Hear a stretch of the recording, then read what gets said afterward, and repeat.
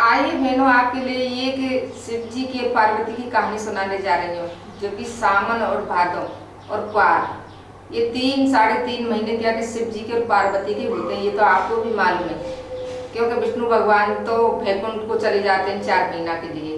तो ये जो सृष्टि है, सारी सृष्टि का देखना, लालन पालन सारा करना, ये भोले बाबा को छोड़ जाते हैं। तो आइए सुनते हैं एक छोटी सी कहानी शिव की और पार्वती की।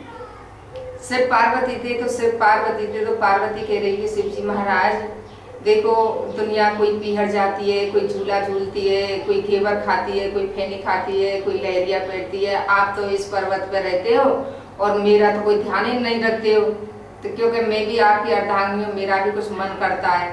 तो भोले बाबा बोले कि पार्वती तुम क्यों हट करती रहती हो, तुमको सब पता है कि मेरे पास में तो कुछ भी नहीं है।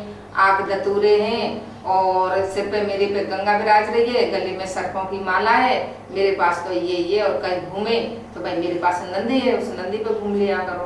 कि नहीं भोले जी, मुझे तो बहुत लग रही है, आज देखो अब तीज आने वाली है और सावन भी आधा निकल गया, मुझे कहीं घुमा लाओ। शिव जी बोले कि भाई ठीक है, तो नहीं मान रही तो चल। तो पार्वती जी और शिव जी नंदी पे बैठ करके घूमने चले गए। तो उन्हें क्या है, अपना जो रूप था वो तो छुपा लिया, नर और नारी का रूप बना लिया। अभी घूमते घूमते घूमते घूमते ऋषि की कुटिया पे पहुंच गए। ऋषि की कुटिया पे पहुंच जाते भोले जी पार्वती से कहते हैं कि चलो पार्वती जी थोड़ी देर विश्राम करेंगे, पानी पियेंगे और यहाँ थोड़ी आराम करेंगे। तो जा करके नए ऋषि की कुटिया में चले जाते हैं, वे पानी पीते हैं और बैठते हैं छाया में। तो ऋषि देखते हैं, तो ऋषि तो क्या है अंतर्यामी थे। आपको पता है कि गुरु और भगवान तो दोनों अंतर्यामियों में, गुरु की बात तो भगवान जान जाते हैं, भगवान की बात गुरु जान जाते हैं। तो गुरुजी समझ गए कि ये सिर्फ पार्वती नर और नारी नहीं है, ये वैसे नहीं है। तो बोले कि भाई माँ तू आज ऐसी उन्मुनी सी क्यों है? कि नहीं महाराज, में तो वैसे ही प्यास लग रही थी तो इसलिए मेरा चेहरा वो हो गया। कि नहीं नहीं कोई बात है, तुम बताओ। तो पार्वती जी बोली कि महात्मा जी आप तो सब कुछ जानते हो महाराज कि मैं क्यों उन्मुनी हूँ।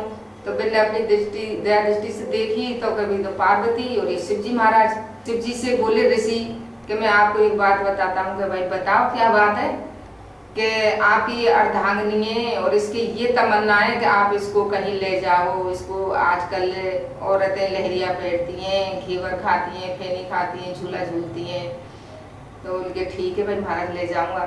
अब चलते चलते चलते चलते जहाँ जाए उसको कुछ भी नहीं मिले, जहाँ जाए कुछ भी नहीं मिले। तो पार्वती गुस्सा हो गई कि महाराज तुम क्यों लेके आए, अभी तुम्हें पहाड़न पे चौकी, तुम घुमा घूमू के नहीं और फिर यहाँ पे ले आए। तो शिव जी महाराज कह रहे हैं पार्वती जी कि देखो अर्धांगिनी का कर्तव्य है कि जो महाराज जो अपना आदमी कह दे जो मान लेनी चाहिए। तो मैं तो रहे और ओगड़ ना तो तुम्हारे में इन्ने संसार में मैंने ये देखो कि ये क्या लहरिया क्या होता है, घेवर क्या होता है, ये चीज क्या होती है, झूला क्या होता है, मैंने क्या देखा है। तो पार्वती रूस गई कि नहीं महाराज। तो मैंने कि ठीक है। तो पार्वती जी आप आंख बंद करके बैठ जाओ, मैं सारी चीजें तो मैं लेके आता हूँ। तो पार्वती जी वो बैठ गई आंख बंद करके। नहीं तो शिव जी महाराज ने वहीं तो नगरी बसा दी, नहीं पहाड़ अपने पर्वत पे नगरी बसाई। नगरी बसा के नहीं दुकान, लहरिया, घेवर सारी चीजें ला दी गई।